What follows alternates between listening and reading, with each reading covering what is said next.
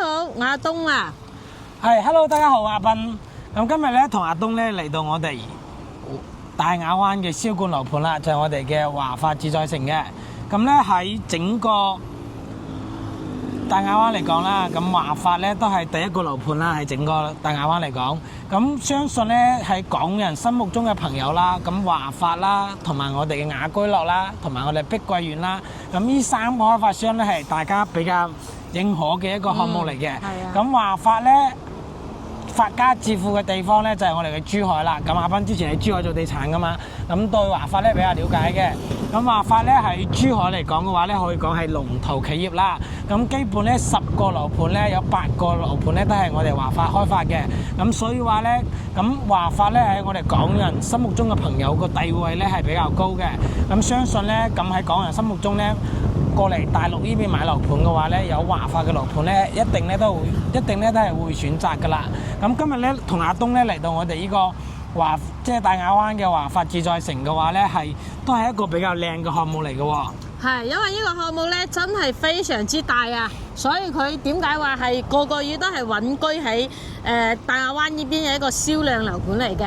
佢呢個樓盤咧，佢係分4期開發㗎，總共嘅話係超1萬戶嘅一個小區。咁1、2期咧，佢已經係售罄晒，都已經有入住啦，有5000幾伙。咁依家賣緊嘅主要就係我哋身後嘅呢個3期啦。3期嘅話，佢總共咧係有14座㗎，都有3000幾伙。所以一期佢都比較大啊！每一期咧佢嘅配套啊都全部都齊晒㗎，好似每一期都有泳池啦、小朋友玩㗎啦啊，仲有啲雙悅啊，都全部都有晒嘅。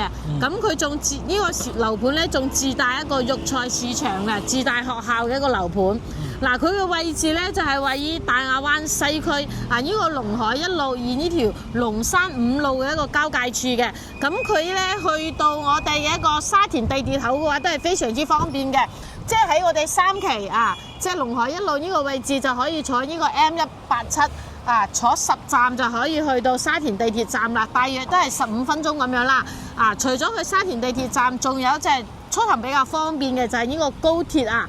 咁港人朋友嘅話，如果坐高鐵過嚟到惠陽站嘅話，都係1個鐘咁樣。咁惠陽站到呢個華發自在城嘅話，就係都係15分鐘嘅一個距離啊。所以佢嘅一個地段嚟講嘅話，可以話係比較唔錯嘅，即係交通出行係非常之方便㗎。係啦，咁除咗我哋嘅呢個交通之餘啦，咁佢嘅配套咧，3期嘅樓下咧，佢啲商譽咧就係未開嘅，可以隨住鏡頭睇一下啊。但係如果要買嘢嘅話，好似過到嚟我哋2期啊、1期嗰邊咧啊，都已經全部都已經開晒啦。有超市啦，有肯德基啦，仲有我哋嘅一個大啲家電啊，基本上食嘢嘅話都有嘅。如果大型啲嘅話，呢度嘅話去萬達廣場嘅話都係非常之方便嘅。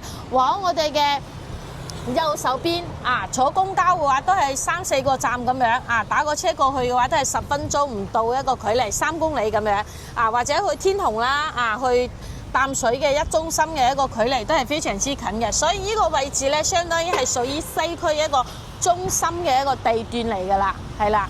咁除咗我哋啱先講到嘅呢啲配套，咁小區呢邊咧自身都係非常之唔錯㗎。佢啲裡面嘅一個綠化園林啦，仲有我哋依家賣緊嘅已經3期嘅話，有一部分已經收樓㗎啦。56、55、54座呢3座已經收樓㗎啦。咁依家賣緊嘅57座啦，都係明年嘅9月份收樓。64、65座嘅話就係明年嘅3月份收樓啦。咁依家賣緊嘅戶型咧就係88，可以做到3房2廳2衛嘅，因為佢嘅實用率嘅話，可以話喺成個大亞灣呢邊嘅樓盤嘅話，算係最高㗎啦，所以賣得咁好嘅，其中一個原因咧就係佢嘅戶型嘅一個實用率咧就係非常之高啊。咁88咧可以做到3房102可以做到橫廳嘅一個4房，仲有一個105係豎廳嘅一個4房單位嘅，仲大啲嘅積咧係一個120。一個139嘅戶型嘅，3房到4房、5房都有得揀嘅。咁佢嘅均價咧，依家賣緊嘅最平嘅啊！如果就係話同高鐵近少少嘅，有啲低樓層咧，佢係可以做到8800蚊帶埋裝修嘅。咁均價嘅話，就基本上係喺9500到10000蚊咁樣左右。如果帶積啲嘅，有啲就稍微會貴少少嘅，就去到10500到11000咁樣左右都有嘅。咁佢嘅一個，如果對價格對邊個戶型嘅話有比較想了解嘅，可以入線諮詢翻我哋同大家計翻個清晰嘅一個價錢。係咁，除咗頭先阿東講到呢個項目自身嘅一個情況之餘嘅話咧，咁其實華發咧目前個缺點咧佢都係有嘅喎。咁大家去睇翻個鏡頭啦，咁正前方個位置咧就我哋嘅一個高鐵嘅一個路線嚟㗎啦。咁相對嚟講嘅話咧，呢個項目咧其實即係乜都好，咁唯一一個缺點咧就係呢一個咧有個高鐵呢度過咧個聲咧會比較嘈嘅。咁咧所以話咧又睇翻觀眾朋友咧，大家可唔可以咧去接受呢個高鐵嘅一個噪音啦？咁雖然話咧我哋華發嘅做工咧一定係 OK 嘅，咁佢係採用咗呢個雙層玻璃嘅一個結構啦。但係呢個高鐵嗰度過嘅話咧，假如你係打開啲窗咧，同埋個廳個門嘅話咧，係多少咧都會有少少聲音嘅。咁頭先講到交通方便之餘嘅話咧，咁前面呢度咧就係我哋呢個龍河一路咧同我哋龍山5路嘅一個交匯處啊嘛。咁呢個車流量咧都係相對咧會比較大嘅，但係咧就可能會有少少啲煙塵咧就會向上翻啦。咁呢一個咧又睇翻觀眾朋友咧可唔可以接受咯？咁呢個咧又見仁見智嘅一個選擇啦。係咁咧，而家咧我同阿東咧又帶大家咧嚟睇翻我哋呢個華發嘅呢個園林啦。咁等間咧都會上到我哋一個交付標準嘅，即係睇下我哋呢個交付標準。因為咧我哋呢個華發自在城咧係一個精裝交樓嘅一個樓盤嚟嘅。咁大家會見到啦，咁整個華發佢嘅一個入戶非常之大氣，非常即係呢個入戶嘅呢個門啊係非常之大氣嘅，而且都比較有講究嘅喎。睇起身即係風水啊，即係就天圓地方咯。咁大家會見到啦，中間呢度係一個白天鵝嘅一個雕像嚟嘅。咁咧上面有圓圓底，咁四邊咧就係正方方啦。咁住喺呢度嘅業主咧就係身份真係非常之尊貴啊，係啊，而且有水景啦，入門以水為財啊嘛。係咁一般咧，我哋喺整個大亞灣咧，好少咧會見到咧，即係入戶嘅門咧係兩邊咧會整呢啲流水嘅。係咁見到咧，可能咧係樓梯上去啦，但係實質上咧喺隔離呢度咧會有部 lift 嘅，即係無障礙嘅一個通道啦。係咁，仲有一個扶手梯。係，仲有一個電動嘅一個扶手梯啦。係咁鏡頭咧帶大家過嚟望望先嘅。仲有就因為佢3期咧都係啱收樓冇幾耐，所以佢樓下啲商業咧就暫時未開住。但係其實隨住一個入住率嘅話，其實樓下啲商業嘅話，基本上嘅話，到時候嘅話，全部都會開晒㗎啦。係，因為咧佢整個3期咧一共係有14座，係14座嘅一個小區嚟嘅，咁係3000幾伙。所以話咧，到時候後期入住翻咧，整個小區嘅樓下嘅商業咧係一定會比較繁榮嘅。就落後似我哋嘅1期同2期啦，咁咧佢嘅樓下嘅商業咧已經全部成熟晒㗎啦。係啦，嗱呢度就入到我哋嘅一個小區一個花園啦，可以感受到成一個花園真係非常之舒服㗎。嗱一入嚟有2個迎客松啦，睇起身即係開發商即係落咗本㗎啦，將呢個花園打造得咁靚，係啦，入門都係以水為景，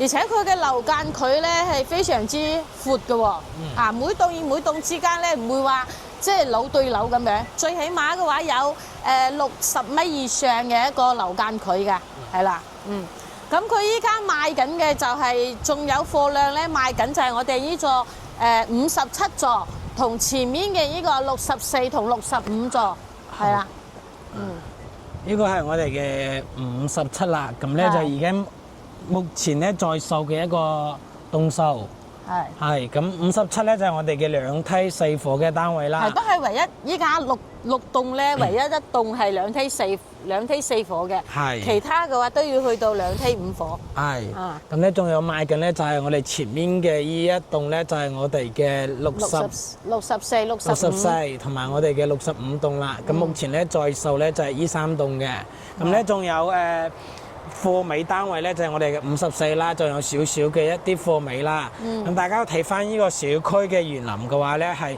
非常之靚仔嘅。咁呢個都係有呢啲有水、有山、有樹嘅地方嚟嘅。咁正前方都係景啊，一步一景啦。咁正前方咧就係我哋嘅1000平方嘅超大泳池。咁喺整個大亞灣嚟講啦，咁多樓盤咧，咁呢個泳池咧可以講係即係非常獨一無二嘅啦，即係非常之大嘅，係。而且咧另外一邊咧就係小朋友玩嘅，都可以帶大家去望一望成一個小區嘅一個園林。佢目前咧3期咧就建咗6座啦，咁佢仲剩翻就係8座未起嘅，佢接落嚟嘅話仲會起一座，但係咧會係比較靠近嗰個高鐵站啦，但係即係想考慮翻我哋華發。即係自在城呢個樓盤嘅話，我就覺得如果要入手下，可以入手呢個57座嘅，因為佢離高鐵即係目前嚟講嘅話係最遠嘅。仲有就目前賣緊嘅就中間呢一座55座都係還可以嘅。65座係。65座係啦。可以睇翻我哋小區成一個佢嘅綠化佢每一層咁樣做得非常之靚嘅。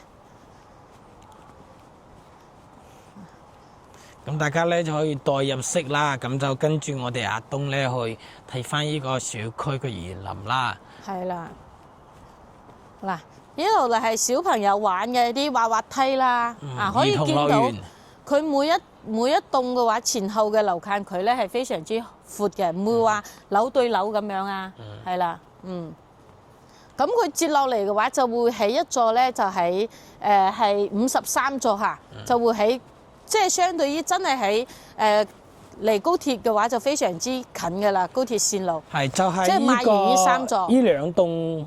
中間呢個位置咧，到時候會係一個53座嘅。咁呢個53座咧，到時候咧就最近呢個高鐵線、高鐵嘅旁邊噶啦。咁所以話咧，即係有興趣考慮華發自在城呢個樓盤嘅朋友仔咧，即係可以花啲時間咧就過到嚟睇翻呢個項目嘅。咁係實景嘅。咁因為而家賣緊咧，即係我哋今日同阿東過嚟帶大家睇嘅咧就係已經賣緊嘅咧呢個57座啦，咁咧佢就會離高鐵線咧會比較遠啦，咁咧佢睇翻個景觀啦，同埋個視野咧都係比較靚仔嘅。咁朝南向呢個睇花園入面嘅話咧，就係我哋小區嘅泳池啦，同埋我哋小區嘅園林啦。前面突出嚟嘅就係88嘅3房2廳2衛，仲有一個105嘅一個樹廳嘅，咁後面咧。2伙咧就係一個102嘅一個4房橫廳，仲有一個120嘅一個5房嘅，係啦。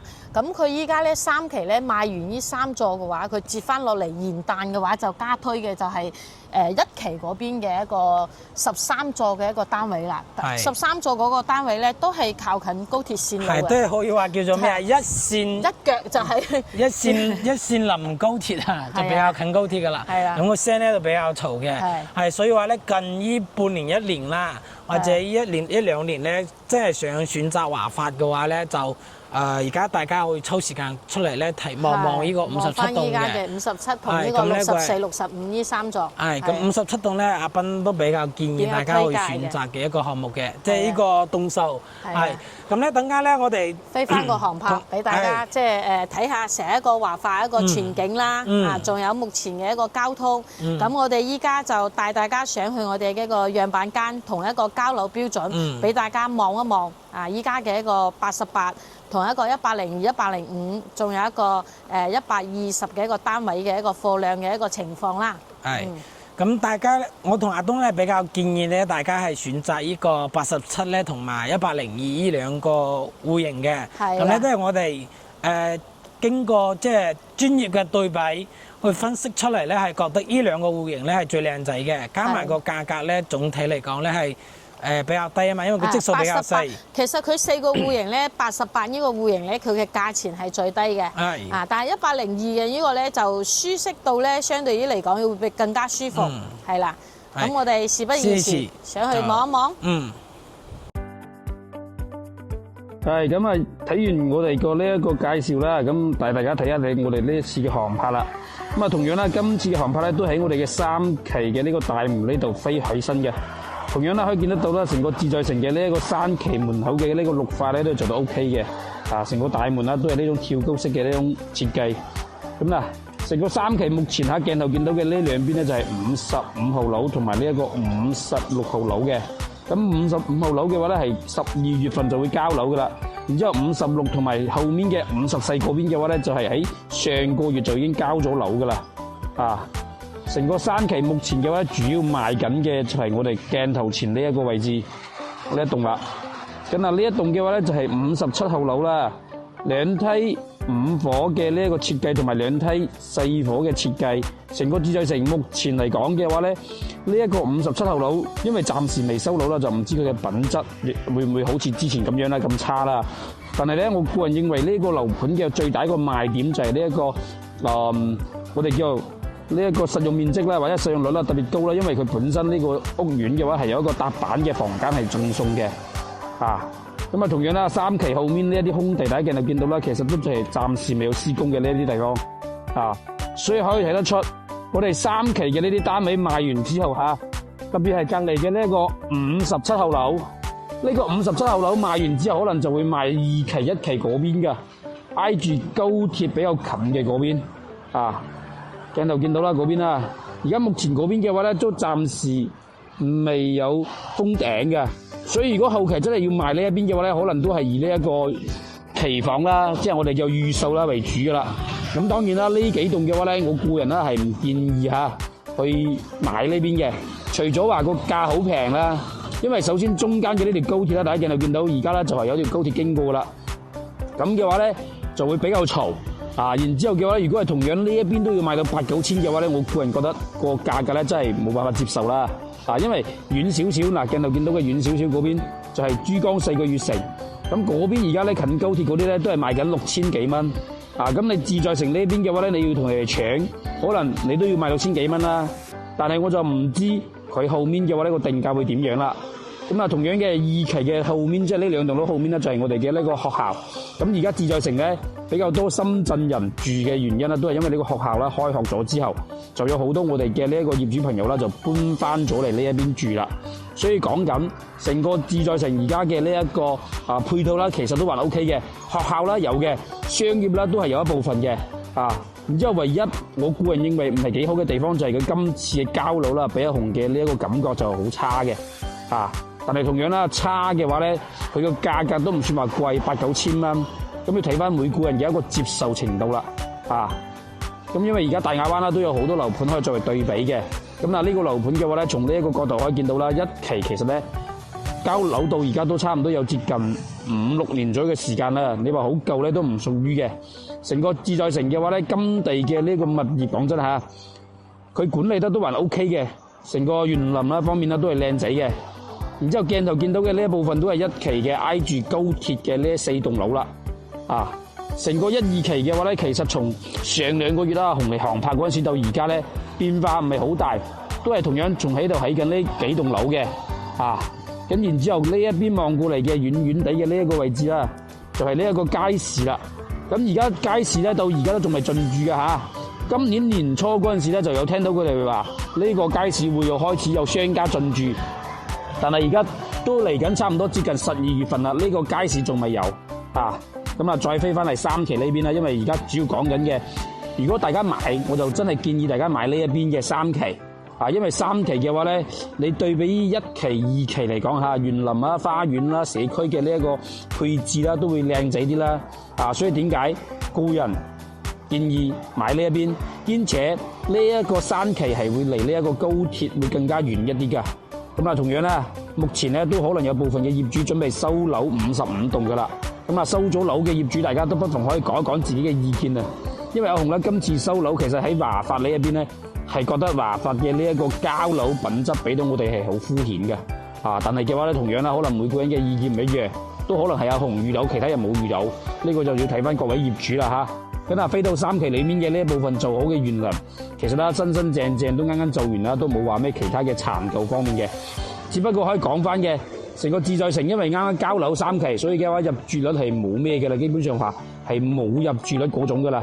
所以咧大家話點解自在城嘅入住率咁差嘅？因為佢啱啱交樓啊，咁啊再飛翻呢邊空地俾大家睇一睇啦。成個自在城嘅呢一個空地啊 ，OK， 咁啊呢邊啦，同樣啦，紅講嘅嚇，暫時都仲未有話施工嘅呢一個跡象嘅，可能就堆咗比之前就堆咗好多泥土喺度咯，啊，咁啊睇翻個人啦。同樣嘅，而家目前除咗嗰個57號樓嘅呢一棟，啊鏡頭前見嘅呢一棟嚇 ，OK 就呢一棟啦。除咗呢棟之外，3期其實仲有一棟嘅，都可以準備要攞出嚟賣嘅，就係呢一棟。呢一棟嘅話咧就係53號樓。呢個53號樓咧，佢都會挨住個高鐵比較近嘅。咁當然啦，對比於1、2期嘅話咧，都係比較遠一啲。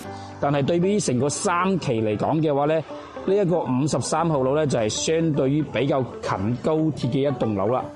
OK， 所以嘅話點解同大家講啊？而家目前嘅57號樓稍為係可以喺自在城嚟講揀到一個比較好啲嘅路洞啊，因為佢接落嚟賣緊嘅可能就係要麼噪音嘈一啲，要麼交樓遲一啲啊。咁當然啦，可能佢接落嚟賣嘅呢一啲流動嘅價格可能都會平一啲啊，因為個地理位置冇咁靚啊嘛，作為成個小區嚟講嗱，咁啊同樣啦。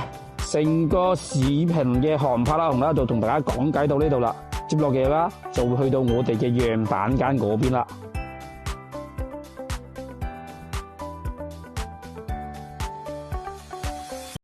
我同阿東咧就上到嚟我哋嘅一個交付標準啦。咁華發嘅做工咧，相信大家咧係一定係比較認可嘅。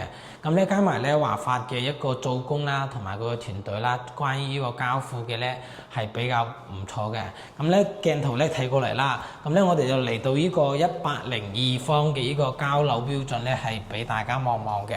咁入到嚟呢塊門咧，就係我哋嘅一個防火嘅一個鋼化嘅一個門嚟嘅啦，咁加埋咧佢係電子密碼鎖嘅，咁整塊門嘅厚度咧比較好嘅，咁阿斌喺度拱緊嘅情況嘅話咧，係感覺到咧比較實在嘅，比較實用嘅一個門嚟㗎啦。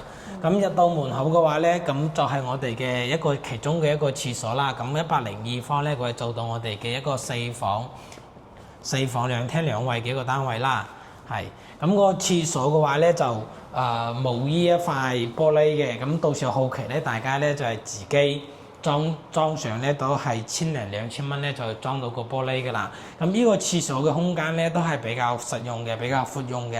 咁阿斌喺度嘗試嘅話咧係呢個空間咧，即係沖涼嘅空間咧比較夠嘅。咁咧有個呢個咧都係交樓標準嚟噶啦，有呢一個鏡啦，同埋呢個洗手盆啦，包括我哋呢個馬桶啦，都係一個交樓標準嚟嘅。咁入到門嘅右手邊咧，就係其中嘅一個客房啦。咁102方嘅做4房嘅一個客房嚟講嘅話咧，呢個面積嚟講嘅話咧係非常之夠用㗎啦，都非常之實用。而且呢個房咧就係佢搭板出嚟送嘅呢個房。係呢個咧係全贈送嘅一個面積嚟嘅。咁加埋個飄窗位咧。華發咧已經幫我哋嘅業主咧係已經係拆除咗㗎啦，就冇呢個飄窗位。咁見到啦，咁佢個玻璃咧係用咗我哋呢個雙層嘅一個隔音玻璃嚟嘅，咁咧就唔會話特別嘈啦。係 OK，咁我哋再往前咧會睇翻我哋嘅一個橫廳嘅。咁102方呢個橫廳咧，大家可以見到啦。咁102方整個廳嘅空間咧都係比較大嘅。整體嚟講啦，102方嘅橫廳咧，一個廳咧可以做到咁大咧，都係非常之唔錯。咁見到個廳位咧，佢係有呢一個飄窗位嚟嘅。咁咧，我哋而家拍攝嘅時間咧，大概係中午嘅時間啦，大家可以見到嘅個採光咧係非常之唔錯嘅。加埋咧個飄窗位咧，喺個廳度咧整到咗個飄窗位嘅話咧，佢係對住我哋呢邊個廚房噶嘛。咁到時候咧，即係夏天嘅時候咧，就廚房個窗打開啦，同埋呢個飄窗位嘅個窗打開咧，就會形成一個南北對流嘅空間嘅。咁整體嘅舒適度咧就會舒適好多嘅。係咁鏡頭睇翻咧，呢個就係我哋嘅一個廚房啦。咁頭先講到啦，佢係同我哋嘅廳咧係挨住噶嘛。咁呢個係一個 U 型嘅廚房嚟嘅。咁102方咧做到咁大個廚房咧都非常之唔錯啦。咁正常嚟講啦，102方咧係其他嘅開發商咧係做一個3房嘅，加埋個廚房個空間咧都唔會話特別大。咁咧廚房位咧就呢度咧係預留咗一個雙開門嘅一個冰箱位喺度嘅。咁而家睇到嘅呢啲抽油煙機啦，同埋呢啲櫥櫃啦，同埋呢啲洗手噶啦，即係洗菜噶啦，呢個洗手盤啦，都係一個交樓標準嚟嘅。係。燃氣灶都係有嘅。咁再睇翻啦，咁其中呢一個咧就係第二個房間啦。咁頭先入門位咧係其中一個房間啊嘛。咁呢個房間嘅話咧，同頭先嗰個全贈送嘅房間嘅面積咧都係差唔多嘅，都係13平方左右啦。咁呢個睇出嚟嘅景觀咧就係對住我哋呢個龍海一路同埋我哋嘅龍山5路嘅，即係一個交位處、交際處嘅。咁個景觀視野咧睇出去咧都係比較舒服嘅。但係咧有點唔好嘅話咧就係會對住個馬路咯，可能咧就睇翻個觀眾朋友你哋嘅一個接受程度啦。咁有好有唔好咯，咁就啲車流咧就會稍會比較大翻少少嘅，係。但係咧咁阿斌係企喺呢度咧，啲大車經嚟經去咧都唔會話覺得有嘈嘅聲音嘅，係。因為佢所有嘅玻璃都係用咗嗰個雙層嘅一個隔音玻璃，係啦。咁再入到嚟咧就係我哋其中嘅一個房間啦。咁呢個房間咧，咁大家可以見到嘅。咁假如屏幕前嘅觀眾朋友咧，你有仔細咁去睇嘅話咧，你會發現啦，個102方咧，呢幾個房間咧做到咧都個積數咧係大家咧都係大差唔差嘅。咁加埋咧所有個飄窗位咧係開發商咧已經係幫我哋已經係拆除咗。而且佢呢個係贈送嘅陽光花房嚟㗎，佢將嗰啲玻璃啊全部幫你封窗，即係唔需要自己再封窗㗎啦。係，加埋咧佢係幫我哋已經係封咗窗㗎啦，就唔需要話咧自己買咗翻嚟咧又會花差唔多成萬幾蚊咧去封呢個窗啦。102方可以做4房，即係收入率真係非常之高啊！係，咁呢個咧我其中另外一個主人房啦，就唯一一個主人房嘅。咁主人房個位嘅話咧，依樣係呢個飄窗位，依樣係冇噶啦。咁加埋咧，佢個景觀咧就正對我哋呢個花園嘅泳池位嚟嘅，係。咁再遠少少咧，嗰個就係我哋嘅高鐵啦。咁華發呢個盤咧就唯一一個即係其中一個缺點啦，就係呢個高鐵嘅一個其中之一嘅係一個因素啦。咁呢個景觀咧睇出去咧各方面都唔錯嘅。咁再過到嚟咧，呢邊咧就係我哋嘅一個廁所位啦。咁呢個廁所嘅話咧，都係呢啲洗手盆啦，同埋我哋嘅鏡啦，同埋個馬桶啦，同埋沖涼嘅呢個區域嘅花灑啦，都係有配送到俾我哋嘅。咁喺整個交付標準嚟睇嘅話咧，吊頂都做咗，係吊頂都做咗。咁整個交付嘅標準嚟睇嘅話咧，咁其實華發嘅做工咧，其實都算係比較仔細嘅。咁用咗我哋嘅雙層嘅隔音玻璃啦，同埋個飄窗位係幫我哋已經係揼咗啦。仲有第3點咧係幫我哋封咗窗嘅。上率就非常之高，送咗個房間。係咁實用使用率咧都比較高嘅，咁使用率差唔多係101%嘅一個使用率嚟嘅啦。咁個陽台位咧，咁出到嚟個廳嘅呢個陽台咧就會稍為咧細咗少少嘅，但係102方做到4房2廳2衛嘅情況下嘅話咧，咁呢個積數嚟講嘅話，咁呢個陽台其實就可以忽略不計咯，係啊。咁陽台個朝向呢樣係睇翻我哋嘅一個花園啦，一個泳池嘅。咁再望遠少少咧，就係冇咩遮擋啦，就會有前面嘅呢一棟咧係會有少少嘅視野嘅遮擋啦。但係咧就基本呢個景觀咧，阿斌係可以接受嘅。係啦。係。咁102方咧做到4房2廳2衛嘅話咧，咁呢個積數咧都係阿斌咧係比較中意啦，加埋比較推薦咧大家咧去選擇嘅一個積數。係，咁目前嘅價格咧就係均價咧係1萬蚊左右嘅。係啦，咁首期嘅話，好似一套單位咧，佢寄落嚟咧，即係都係俾15萬咁樣左右啦。然之後咧就月供嘅話就都係3000零蚊咁樣，3006蚊唔到咁樣，就可以買翻帶埋精裝修嘅一個4房嘅一個橫廳個單位㗎。係啦，如果對呢個單位咧有興趣嘅，都可以入線諮詢翻我哋嘅。係咁咧，等間咧我就帶大家去睇下佢個樣板間啦。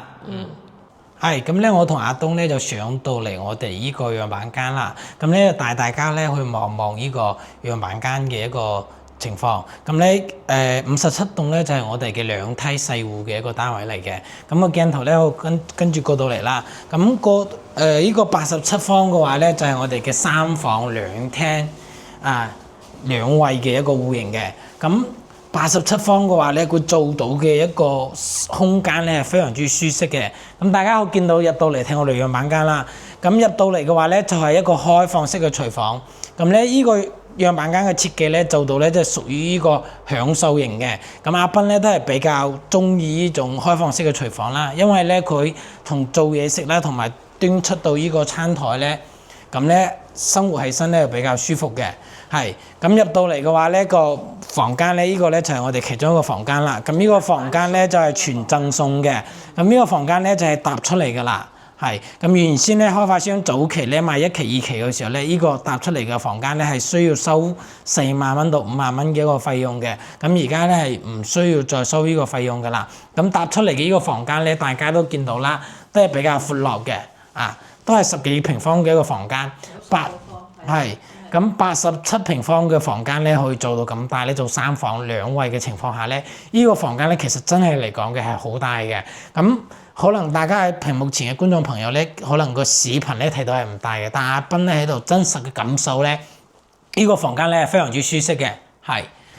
咁再睇翻我哋呢個入門入到嚟嘅呢個廳啦，咁整個廳咧87平方嘅情況下咧，佢唔係話做到呢嗰啲奀地啊，個廳咧就好細嗰種嘅。咁大家個鏡頭會見到啦，個廳咧其實咧都係比較闊落嘅，差唔多有成3米，就塊個瓷磚嘅話咧係3.6米嘅一個闊度嘅。咁再過到嚟嘅話咧，呢個咧就係我哋嘅一個陽台啦。咁陽台咧，咁唔話特別大啦，咁都已經係夠用嘅話，咁佢87平方嘅話咧，佢做到呢個陽台嘅話咧，其實已經係完全夠用噶啦。再鏡頭過到嚟咧，睇翻我哋其中嘅2個房間啦。咁呢個咧係其中之一嘅一個客房嚟嘅。咁呢個客房嘅話咧，咁同頭先個贈送個客房咧個面積咧係差唔多嘅。頭先贈送個客房咧就係稍微會比較長少少，咁呢個客房嘅話咧就係比較正方方嘅。咁樣板間呢度嘅設計咧就設計咗做一個 BB 房嘅。咁個其中一個廁所咧就喺呢度啦。咁呢個廁所咧唔算大嘅。87平方嚟講嘅話咧，佢做2衛嘅話咧，咁呢個廁所一定唔會話特別大嘅。咁佢就乾濕分離，三段式。咁呢度咧就係我哋嘅洗手盆啦。咁呢度咧馬桶，呢邊就係淋浴區嘅。咁咧佢一共咧就係分咗3段式嘅一個空間去使用。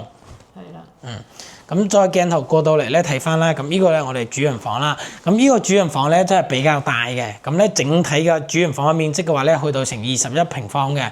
咁主人房個廁所咧都係會比較大嘅，係採用咗乾濕分離啦。咁呢度咧就係我哋嘅一個淋浴區嚟㗎啦，就會稍微咧就會比較大。咁廁所呢個區域咧都係比較夠用嘅。咁個房間咧，大家會見到啦，佢嘅一個設計嘅話咧，呢度係設計咗一個比較大嘅衣櫃嚟㗎啦。咁大家到時候咧都可以參照翻呢個樣板間嘅一個設計咧，去佈置你嘅屋企嘅。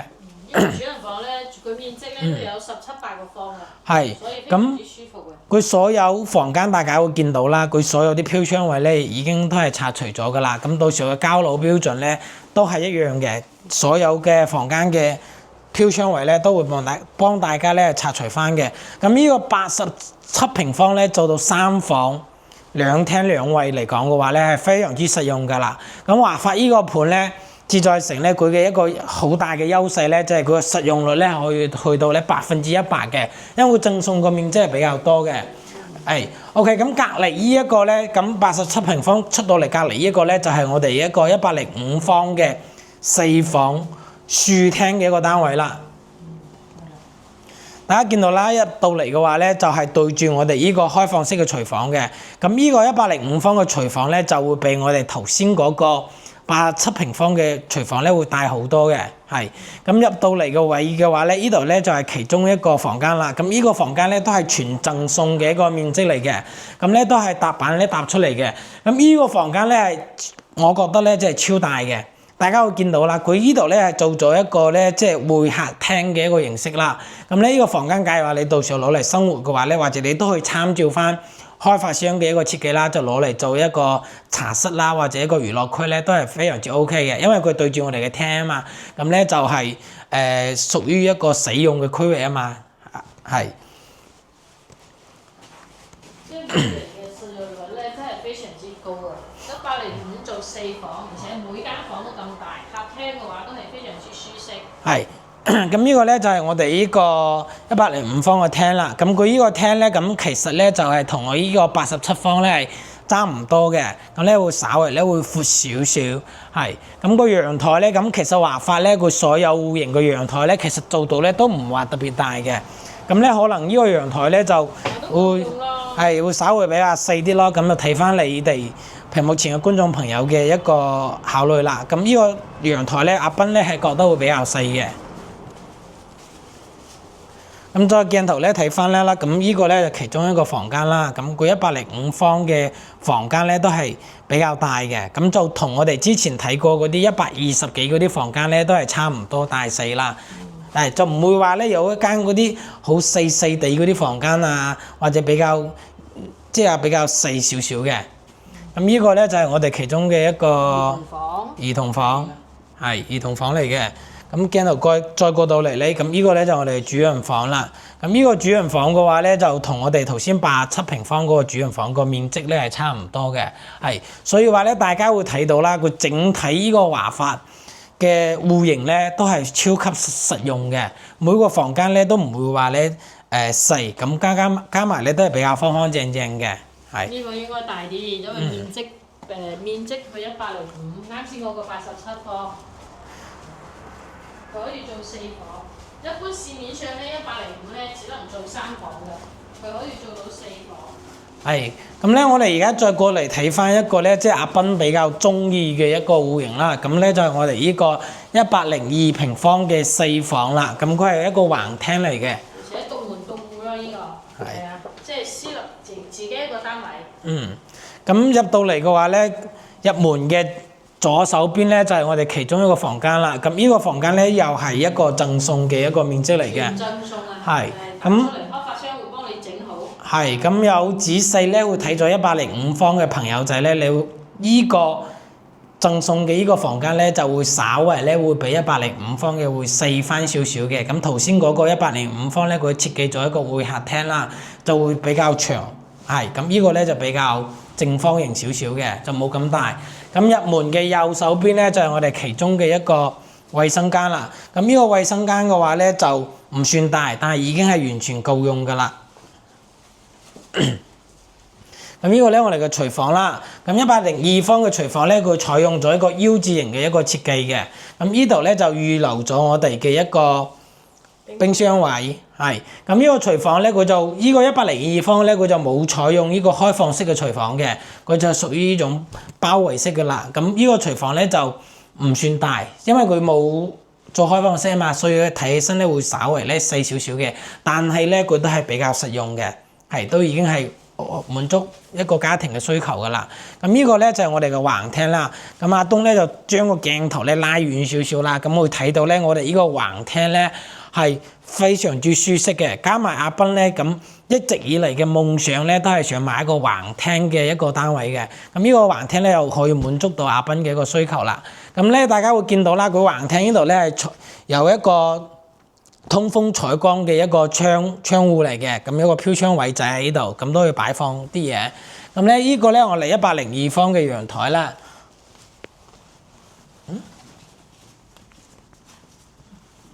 咁咁呢個陽台咧，可能咧佢就呢個鎖咧就可能咧俾啲掰壞咗啦，我哋就打唔開出到出面嘅。係咁睇翻我哋嘅其中嘅房間啦。咁入到嚟嘅話咧，入到嚟廳呢度咧會有個房間嘅。咁個房間咧都係方方正正、四四正正嘅，係就冇乜嘢咁細細嗰種啊，唔算大，咁都唔算細嘅。咁個所有啲房間個窗戶咧都係採用我哋呢個雙層嘅一個玻璃設計嚟㗎啦。咁咧隔音啦同埋隔噪咧係比較好嘅。咁再過到嚟廳嘅最入面呢兩個位咧，就分別我哋嘅另外兩個房間啦。咁呢個房間咧就冇擺呢個床嘅，咁咧就屬於一個活動空間啦。大家見到咧都唔算細。咁用102方嚟講嘅話咧，正常啦。其他開發商個使用嘅話咧做3房嘅，但係華發呢個樓盤嘅話，佢就做咗4房，咁每個房間咧都唔細嘅。咁呢個咧我哋主人房啦，咁主人房嘅廁所啦，同埋呢個主人房嘅空間咧都係比較闊落嘅，係。所以話咧就102方同埋105方同埋87方咧，呢3個戶型咧，大家睇咗即係呢條片之後咧，你都會感受到咧，咁華發咧整體所有戶型嘅使用面積咧都係非常之闊落嘅。係，所以話咧就對於樣板間大家咧有問題或者有咩疑慮嘅，或者覺得阿斌講得唔好嘅話咧，都可以入線諮詢翻我哋。係，咁整個華發喺目前大亞灣嚟講，第一啦，佢個地段咧係無可挑剔㗎啦，因為咧佢去樓下咧有巴士啦，係可以去到我哋嘅地鐵站啦，同埋我哋嘅高鐵站嘅。咁距離嘅話咧，都係15分鐘左右嘅一個時間咧，都可以去到呢兩個交通嘅一個地方啦。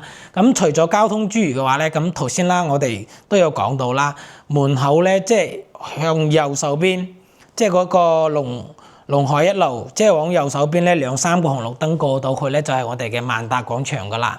咁正前方嘅龍山5路嘅話咧，往前大概咧2公里唔到啦，係可以去到我哋嘅一中心啦。咁一中心樓下嘅係淡水嗰邊，咁樓下咧就有我哋嘅一個天虹啦，係咁咧都可以滿足即係喺呢度生活嘅朋友嘅一個需求。兩個地區嘅一個商業啦，係大亞灣呢邊嘅萬達廣場、廣場，或者去翻淡水嗰邊嘅天虹啦、大潤發呢啲，都係非常之近嘅。係啊，係咁除咗交通啦、生活便捷上面啦，咁地段咧都係非常之唔錯啦。咁目前在售嘅一個價格咧就係均價咧，即係而家有啲特價嘅單位咧就係8000蚊起嘅。係8000，係帶埋裝修嘅。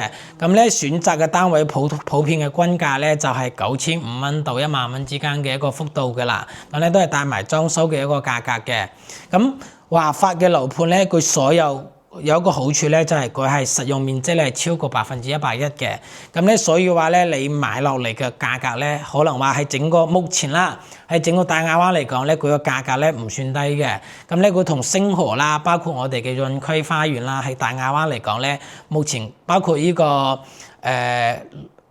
博龍騰稅啦，都係賣緊9000幾嘅。仲有嗰個綠園啦，德州朗舒綠園啦，咁係咁呢幾個價格咧都係9000幾起嘅。但係喺呢幾個稍為即係話價格相對一樣嘅價格嚟講嘅話咧，我係比較大家建議咧係選擇呢個華發自在城嘅。因為佢嘅戶型嘅一個稅率啊，真係非常之高嘅。計翻落嚟嘅話，其實同市面上嘅7000幾、8000幾差唔多嘅，因為市面上7000幾、8000幾嘅，佢嘅稅率咧基本上只得80%，佢呢度嘅話超咗100%嘅稅率，呢個真係好大一個優勢，都係我哋即係話大陸呢邊咧好多啲客戶選擇即係華發呢個樓盤嘅一個原因咯，其中原因之一。